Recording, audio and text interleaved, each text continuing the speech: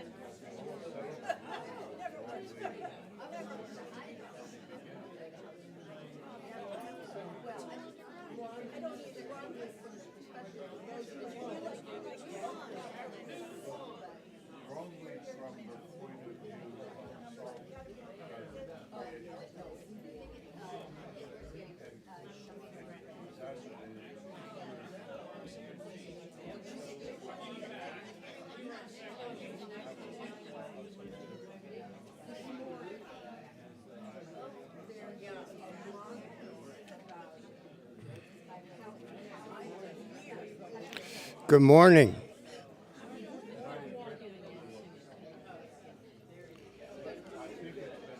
Am I okay on the volume?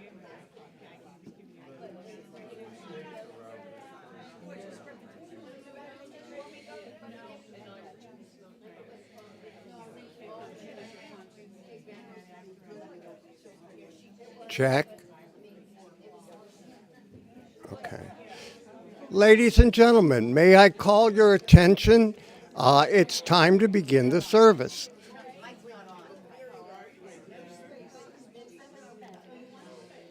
You said no.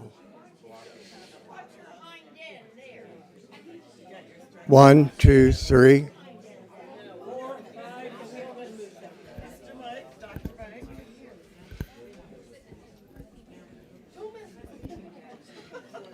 I don't understand.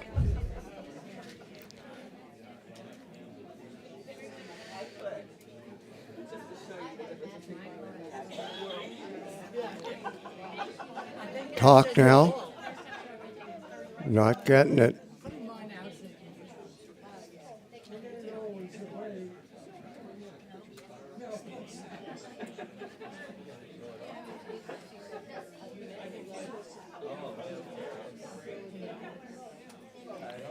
All right.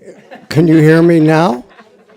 Oh, good. Now that we have gotten the sound problem solved, let us begin the service. We'll begin this morning's service with the prelude from Ryan.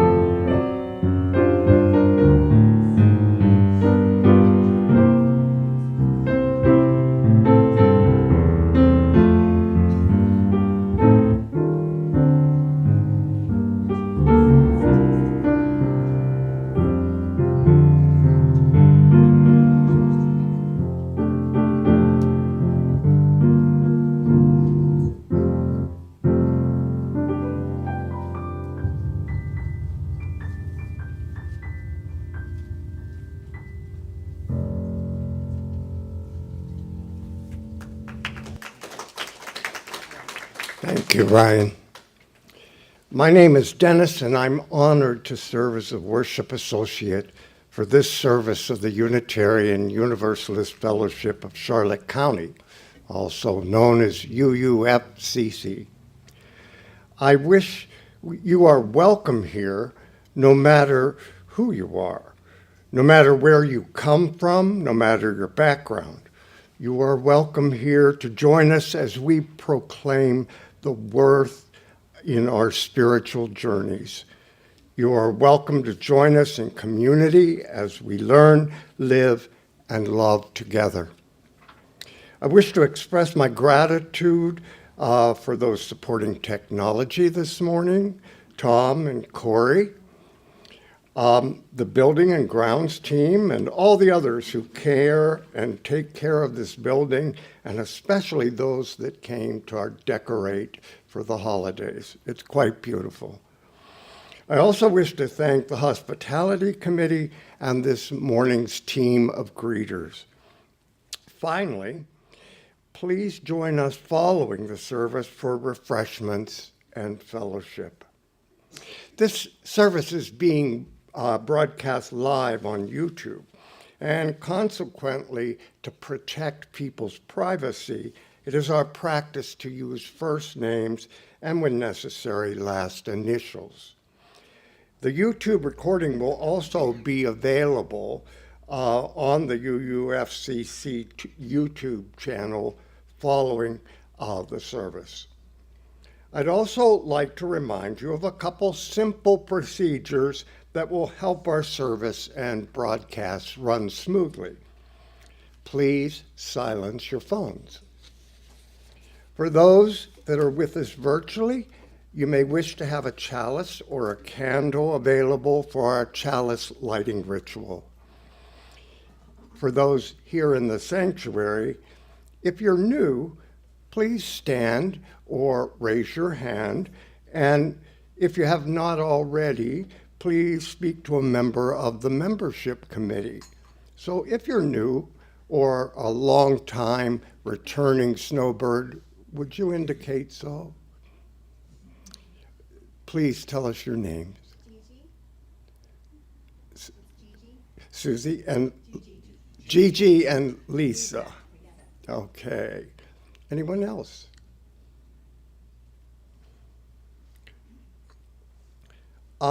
If you're viewing this on YouTube and are unfamiliar with the fellowship but would like to learn more, email our administrator, Mary Jane, at office@uufcc.org or visit our website at uufcc.org. And wherever you are, here or out there, we're glad that you've chosen to spend your Sunday morning with us. Our first hymn is Here We Have Gathered. It's number 360, and please rise in body or spirit.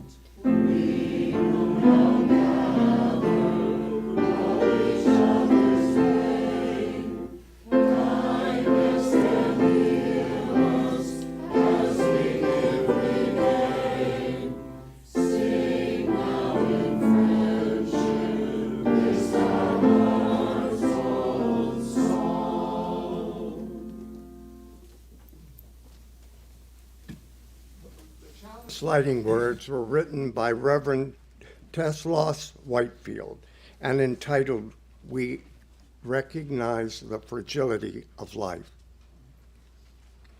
With the kindling of our flame, we recognize the fragility of life and our own vulnerability as we navigate challenges that always seem to come. May this light remind us of the strength we possess as individuals, collectively, as a community to lean into and respond, finding our way forward together. We light this flame, the bright warmth of belonging and of compassion, companionship, and of interdependence. And now, while Shelley lights our chalice here in the sanctuary, please join me in reciting our affirmation. Shortly, there will be time for folks at home to light their chalices. Love is the spirit of this fellowship, and service is its law. This is our aspiration, to dwell together in peace, to seek truth in love, and to help one another.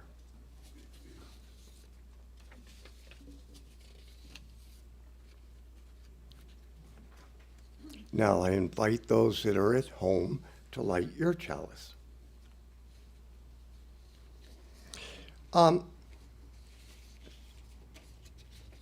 I was fairly pious as a young teenager. I got over that shortly, but I used to read from the Bible and stories from the Bible every single night before my prayers. And of all the narratives from the New Testament, that was my favorite was the story of the Good Samaritan. It's in the Gospel of Luke, it's in other books, but the one I've chosen is the Gospel of Luke, chapter 10. And it's actually a question known as the Great Commandment.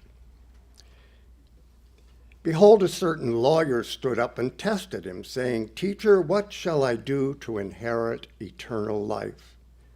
He said to him, "What is written in the law? How do you read it?" He answered, "You shall love the Lord your God with all your heart, with all your soul, with all your strength, and with all your mind, and your neighbor as yourself." He said to him, "You have answered correctly. Do this, and you will live." But he, desiring to justify himself, asked Jesus, "Who is my neighbor?" Jesus replies with a story. A certain man was going down from Jerusalem to Jericho, and he fell among robbers, who both stripped him and beat him and departed, leaving him half dead. By chance, a certain priest was going down that way. When he saw him, he passed by on the other side. In the same way, a Levite also, when he came to the place and saw him, passed on the other side. But a certain Samaritan, as he traveled, came where he was. When he saw him, he was moved with compassion, came to him, bound up his wounds, pouring on oil and wine. He set him on his own animal and brought him to an inn and took care of him. On the next day, when he departed, he took out 2 denarii, gave them to the host, and said to him, "Take care of him. Whatever you spend beyond that, I will repay you when I return." Now, which one of these 3 do you think seemed to be a neighbor to him who fell among robbers? He said, "He who showed mercy on him." Then Jesus said to him, "Go and do likewise."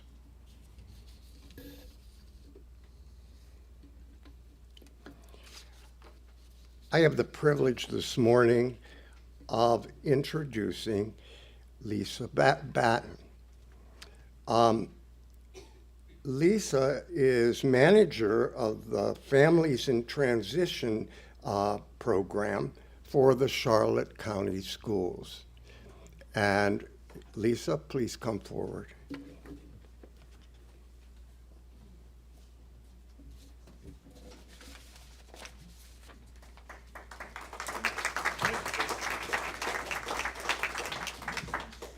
Hi, thank you very much. Thank you for inviting me back. I was here, I had the pleasure of coming here last year, so I'm excited to come back, especially during the holiday season.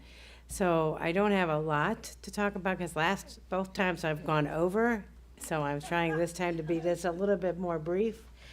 But I just wanted to show you a little video. It's about 2 minutes about what my program is, and then we'll talk about it. But when I was asked to come, I thought about a poem that I used to like to read when I was in high school. Robert Frost. I don't know if you're familiar with any of his work, but he had written in one of his poems, "Home is a place where, when you go there, they have to take you in." So, just like with your kids and your family, but sometimes that doesn't always happen with some of the families and the children that I work with in the school system. And so that's the idea of working with the families in transition, which is really used to be called the Homeless Education Project. But as you'll see from the video, you can be considered homeless and really still be in a dwelling that is not actually your home. You might be sharing it with somebody, but you never know if today is the last day, because even family members can wear out their welcome and not be allowed to stay. So I didn't like the term, of homelessness, so we're families in transition, because it's not permanent. So if you could just show the video first, and then we'll talk.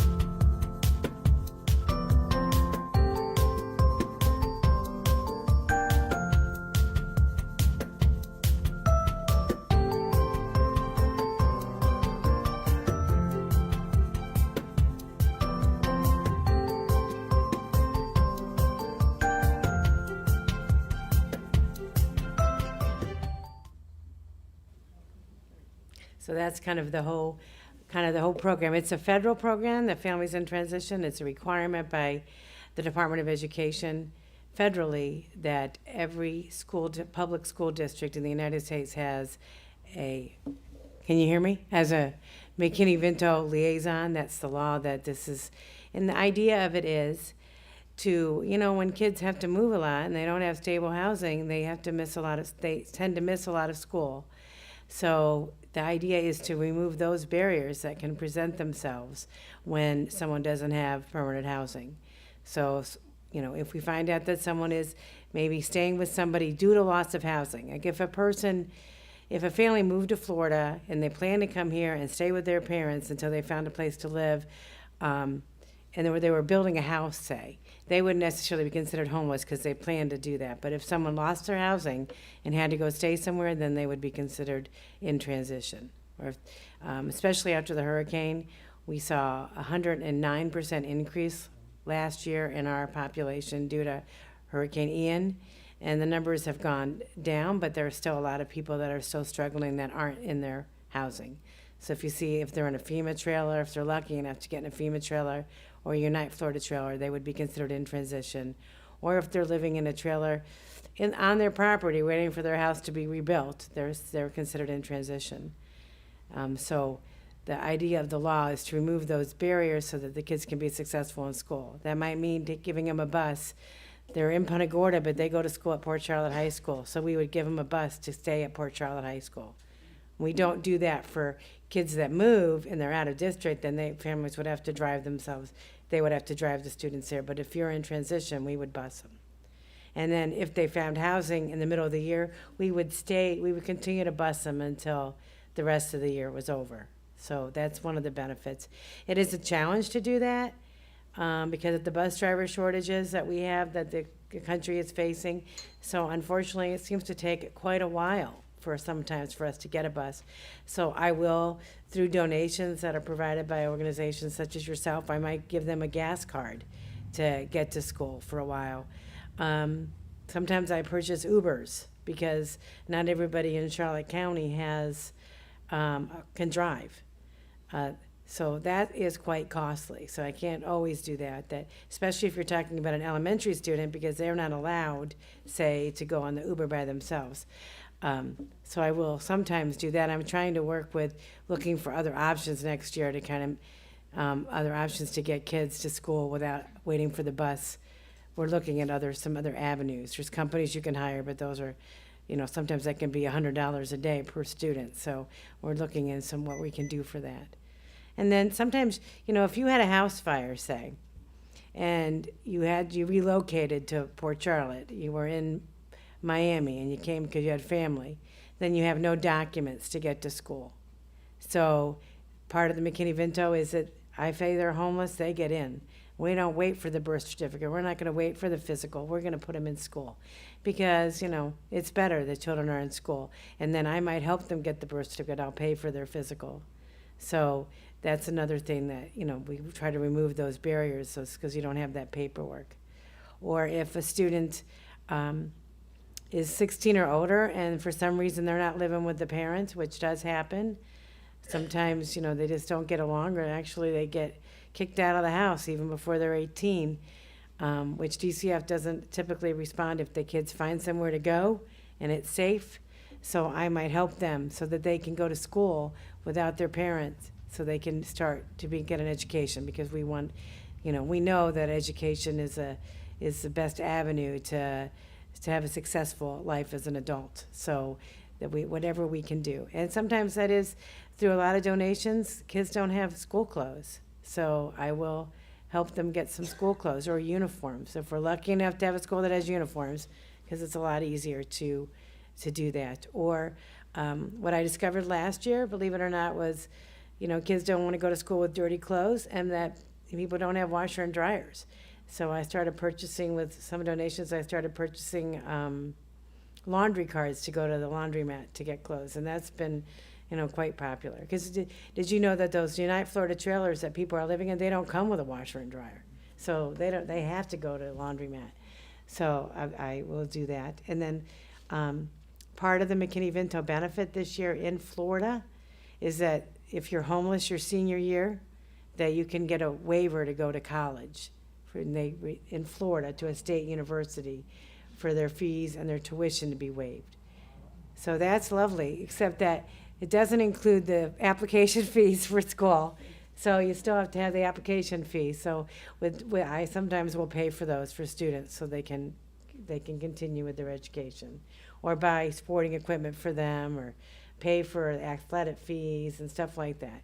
And whatever I can do, to remove barriers to help them be successful and have a full experience in school. So I think that includes, participating in extracurricular activities, because we know that if they're engaged in those extracurricular activities, it improves their engagement with school.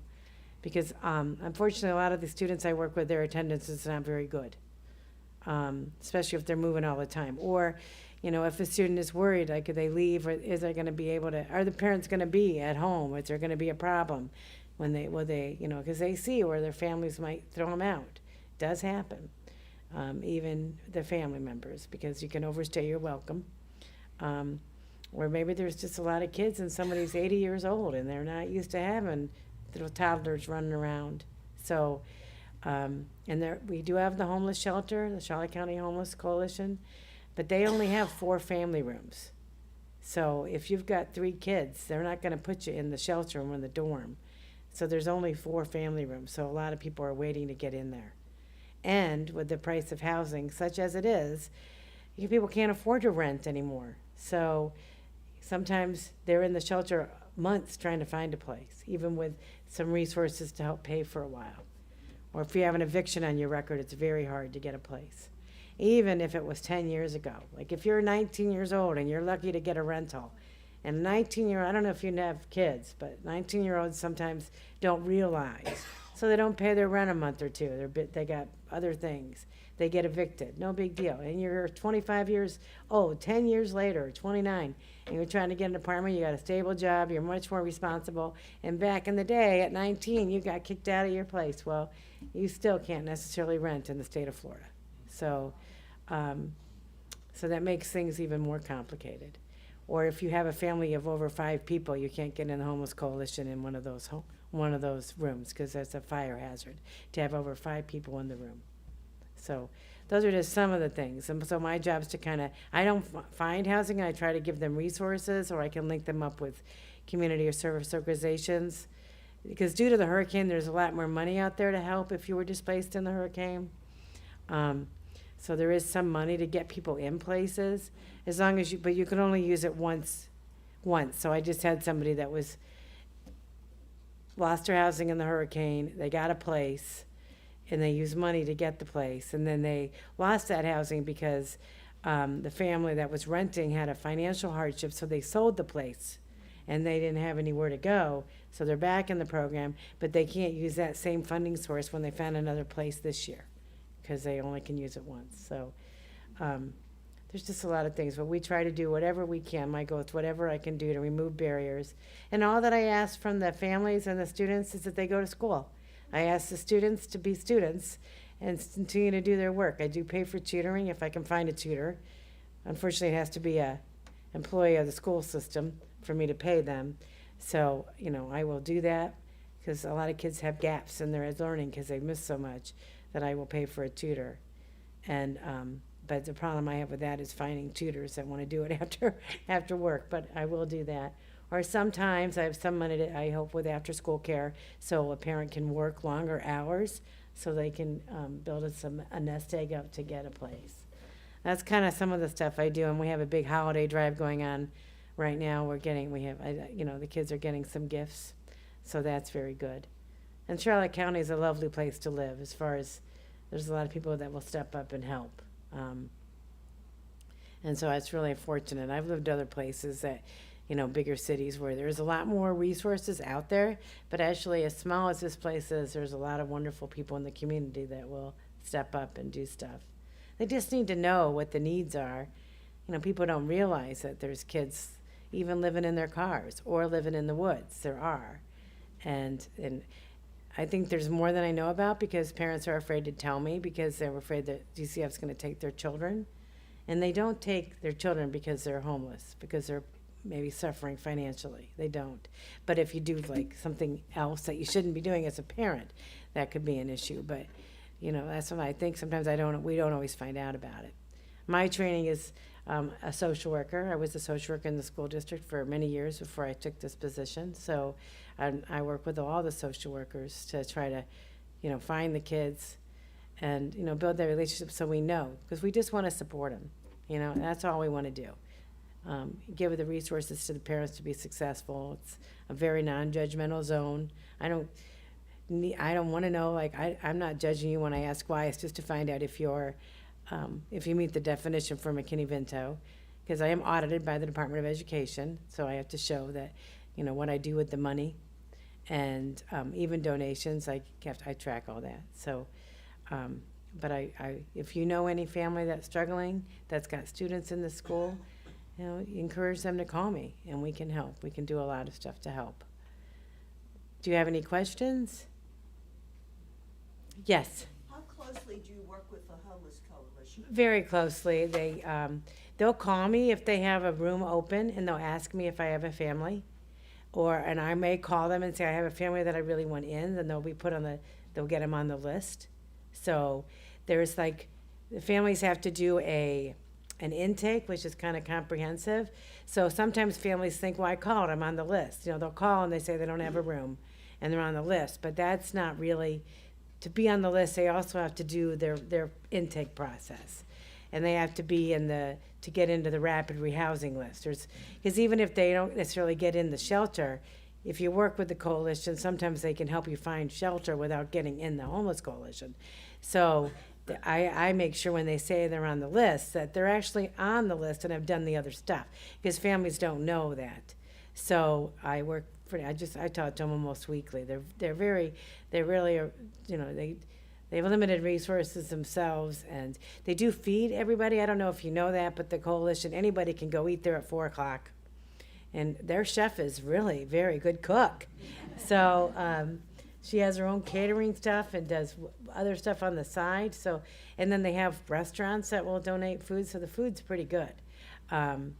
This is what everybody's told me. I haven't eaten it but I know people have hired the chef to cater for her. So cater for events.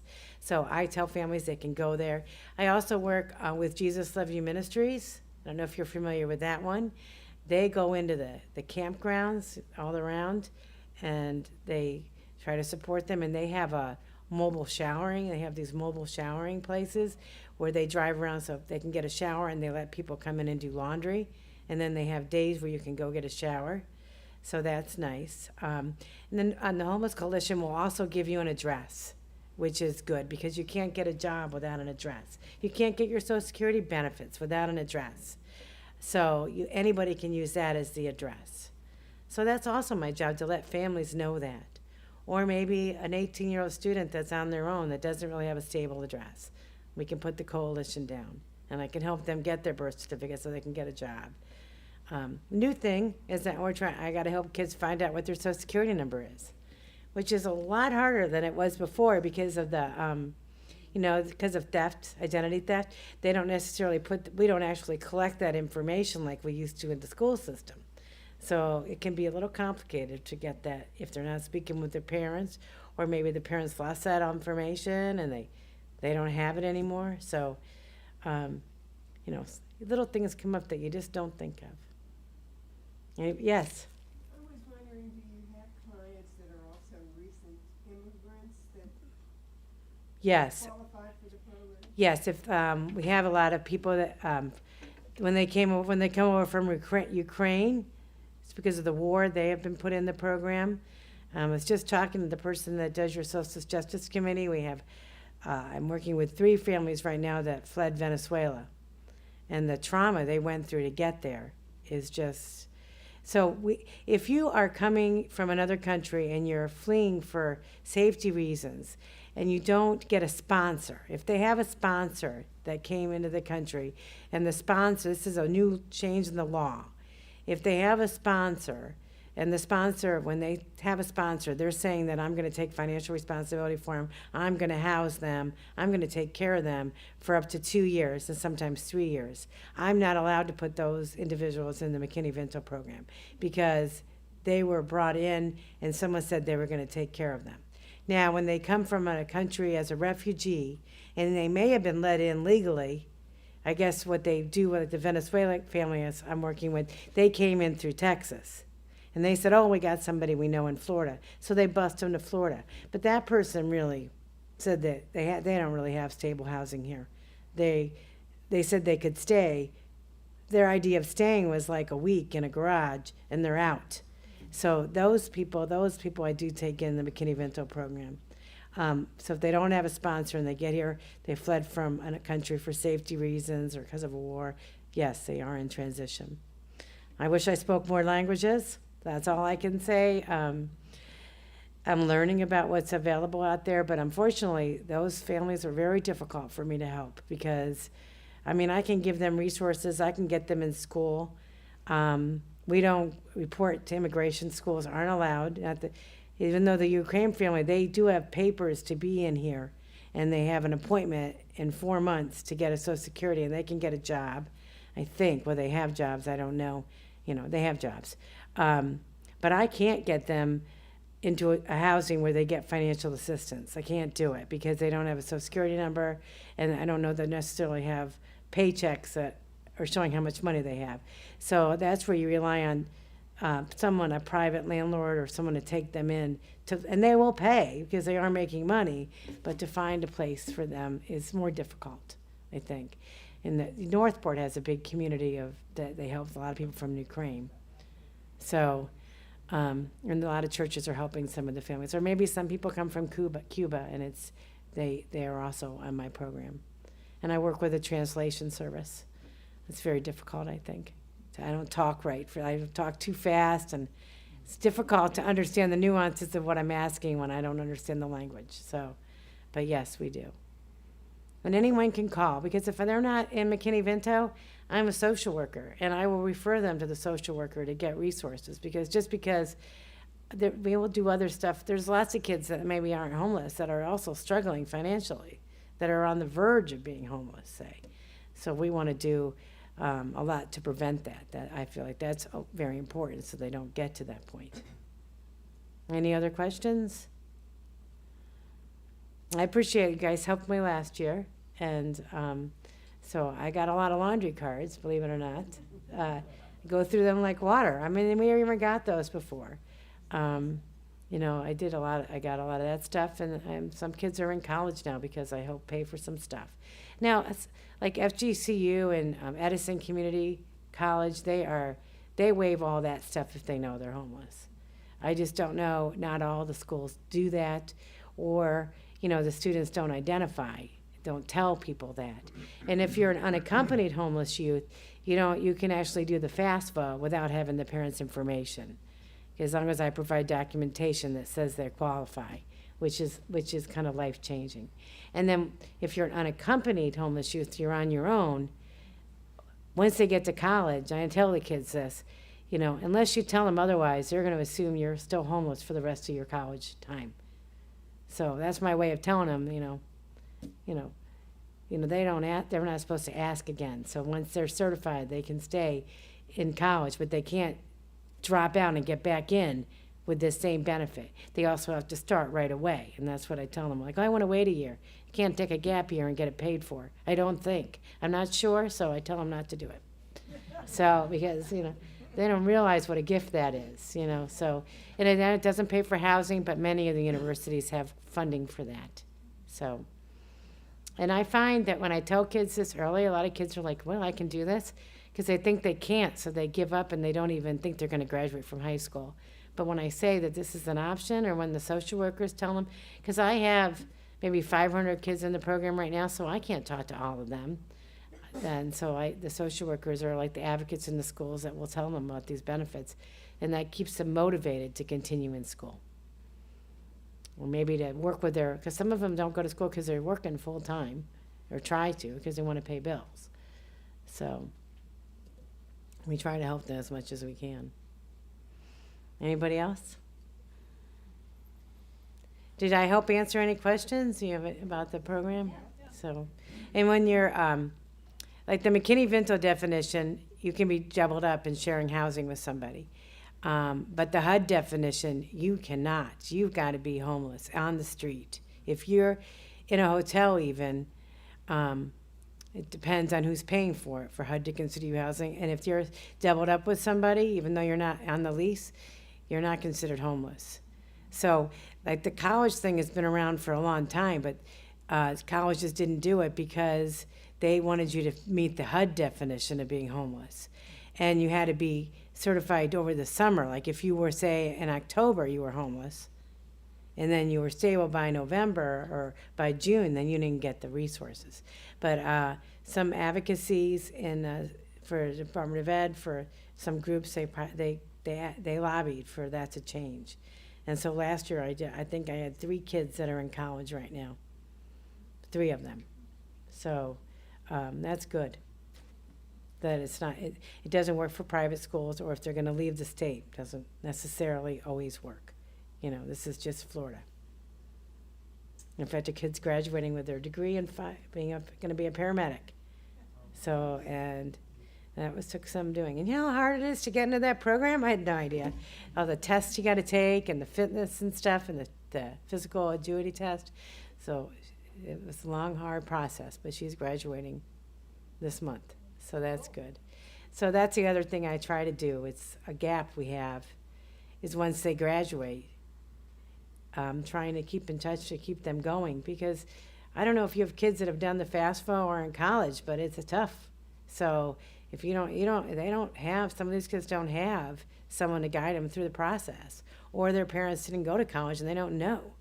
I went to college and I had a hard time doing it for my kids the first time around. So there's an agency out there now with Gulf Coast Partnership that works with the older kids, 18 to 24, which is very good, to kind of keep them going, to have an advocate for them, to help them navigate the system, whether, because they're considered adults, but you know, they still need a little bit of help, you know.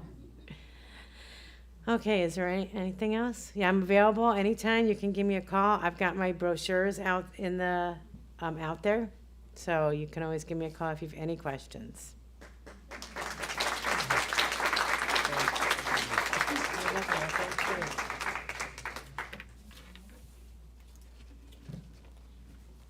I should have mentioned this earlier so that we can spend a few minutes talking about celebrating Hanukkah. We've got a slight change of order in the service. Let us now sing hymn number 67.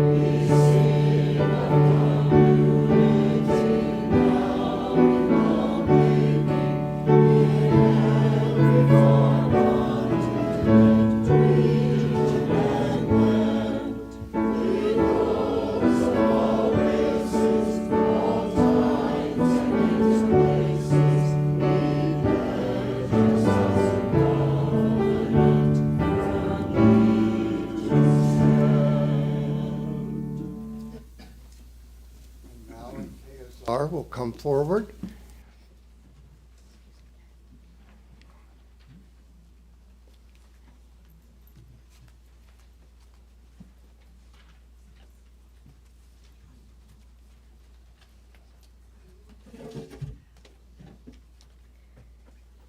Thursday evening marked the beginning of Hanukkah. This is a week-long holiday and commemorates the Maccabee myth, which tells the story of a family of rebels who led a successful revolt against the oppressive anti-Jewish Greek rule. After winning against the Greeks and re-entering their temple, the Maccabees lit a makeshift menorah with a singular vial of oil. What was supposed to stay lit for one night stayed lit for 8, thus illustrating the miracle of light in the darkness.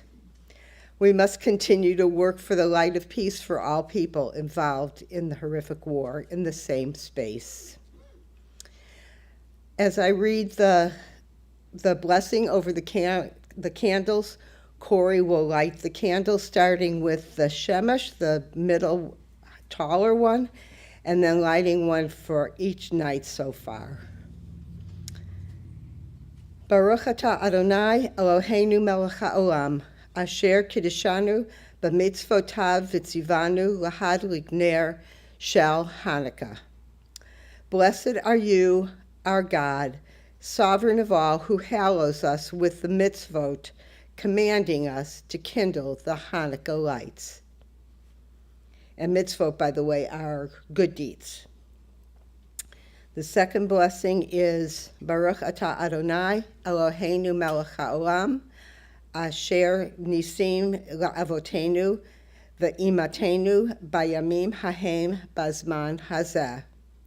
Blessed are you, our Lord, our God, sovereign of all, who performed wondrous deeds for all of our ancestors in days of old and for this season.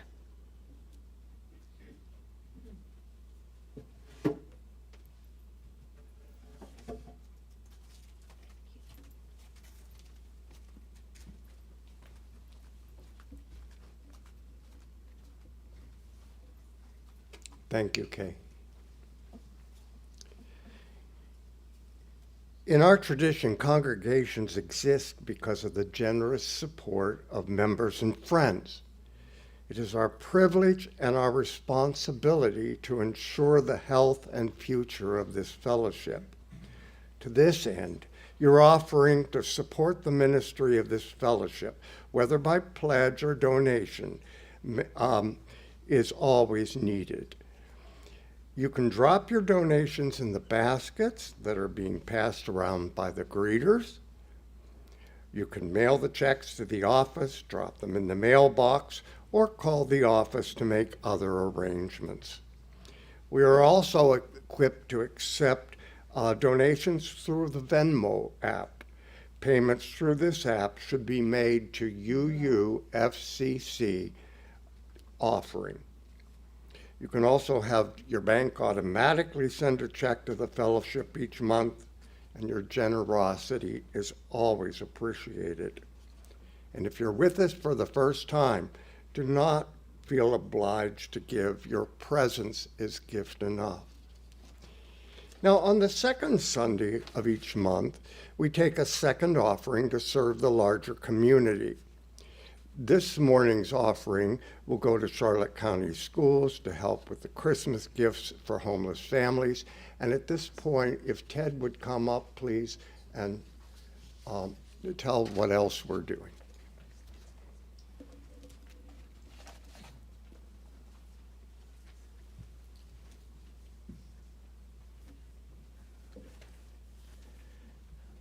Good morning.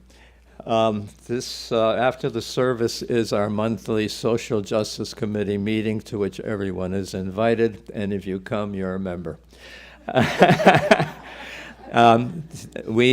I mentioned last week, we're trying to restore what we used to do before the epidemic, is help a family in need at Christmas time to try to make it easier for them. we tried to go ahead with that, and we ran into an unexpected complication. The families that need help, there's 3 of them with 8 kids. And our problem is, how do we manage to do this? So at the meeting after the service, we have a decision to make whether we can really handle all those kids and all those people, or do we need more help than we can come up with ourselves? An alternative would be to ask for one family, which we've done in the past, and just do it that way, which would be a lot simpler and easier. That's a decision for us to make. So if you're interested, please come to the meeting after the service. Thank you. Thank you, Ted. And now we'll have the second helping.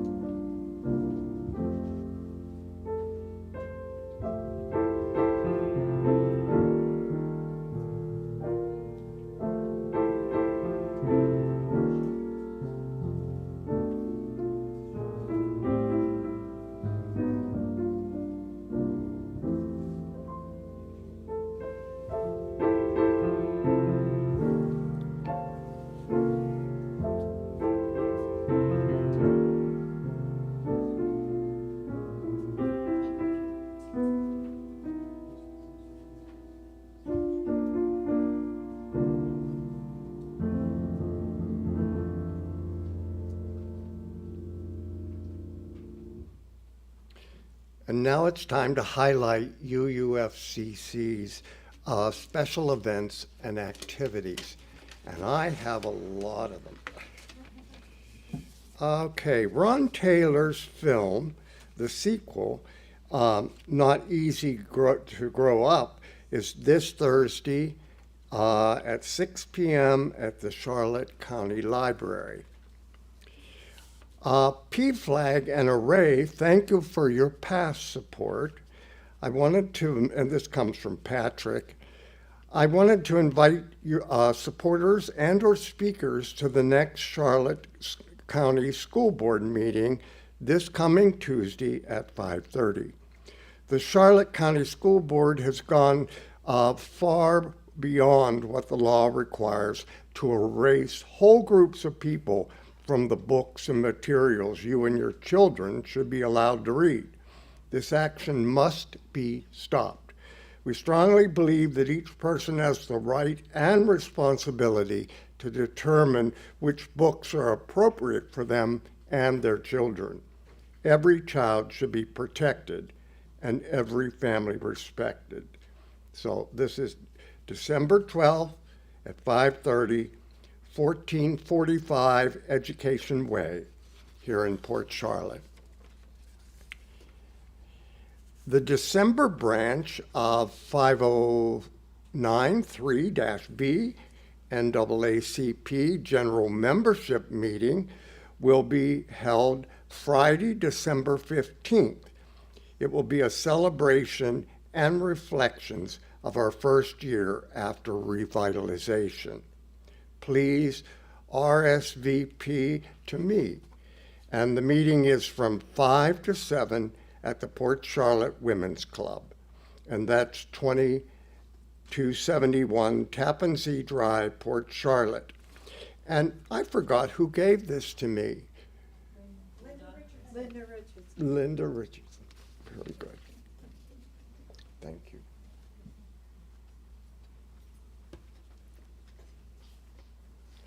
Um, let's see, we did that one. We're asking the last person that is out of the back parking lot to put up the chain. If you don't know how, the combination, then you can text Mary Jane or Tom D or me.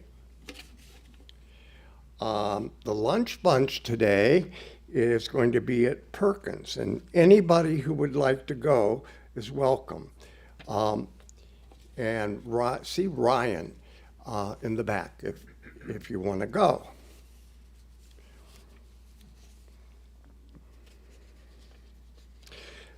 There are petitions next on the table next to the doors to the sanctuary, to the social hall. Instructions are posted. For additional information, you talk to Myrna or Mary Lou. And this is a petition to get choice on the next Florida ballot, but we gotta work fast. So complete the petition carefully. Signatures should be the same as if on your driver's license. Complete and mail before December 10th, which is today, or leave it here at UUFCC and they'll mail it. Excuse me, Dennis, it's really important, that's the abortion rights and the. Yes. You can only sign a petition once, because if you sign it more than once, neither one's gonna count. Okay. Christmas Eve is a Sunday, and we are not having a regular service that day. UUFCC musicians will be hosting an informal gathering for singing and fellowship. This is at 10:30, and in the evening. And no, that can't be right.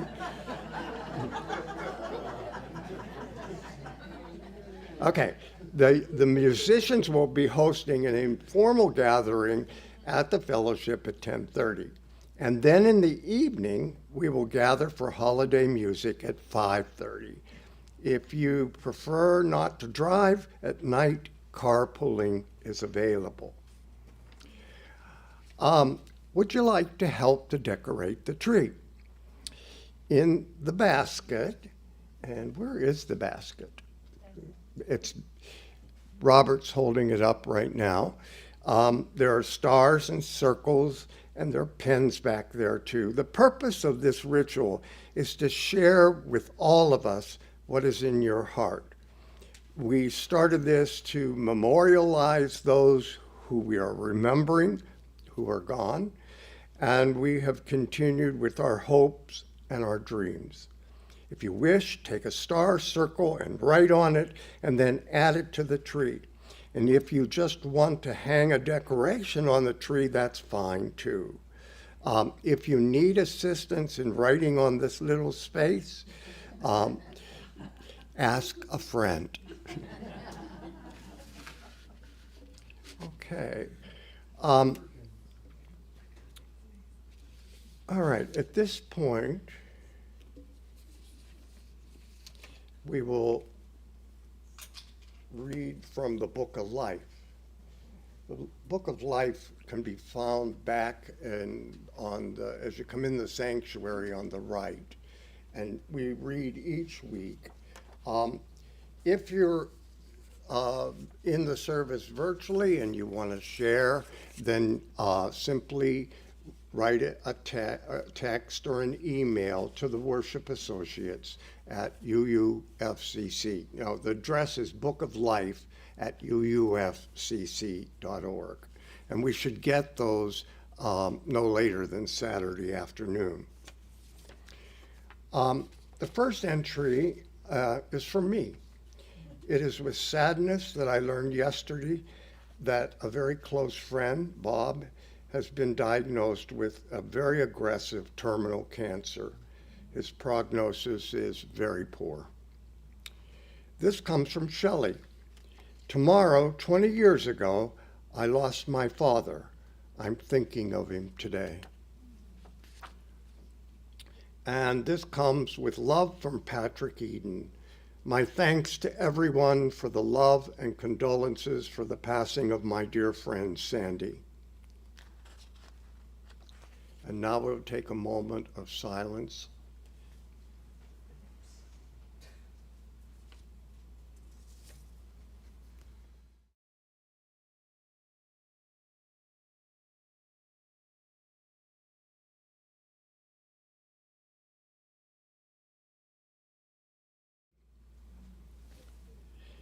And now please stand in body or spirit, and we will sing hymn number 6, Just as Long as I Have Breath.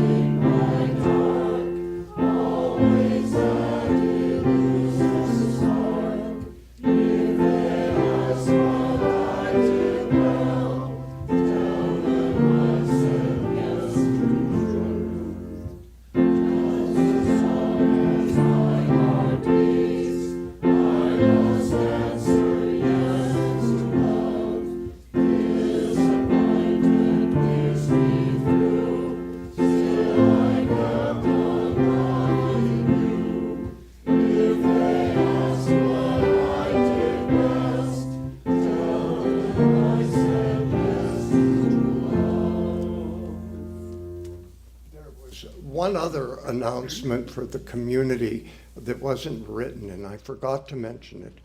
You can see here under the tree the bags that are coming in for CHAPS, and these are personal items. And there are more bags available if you don't have one. And if you have any questions, talk to John. The closing words are by Mother Teresa. Love cannot remain by itself. It has no meaning. Love has to be put into action, and action is service. Whoever form we are, able or disabled, rich or poor, it's not how much we do, but how much we love, and how much love we put into the doing. A lifelong sharing of love with others. And now as Shelley extinguishes the chalice, remember the light of hope, the fire of commitment, and the warmth of community will sustain and nurture you until we meet again. And now Ryan will play the postlude.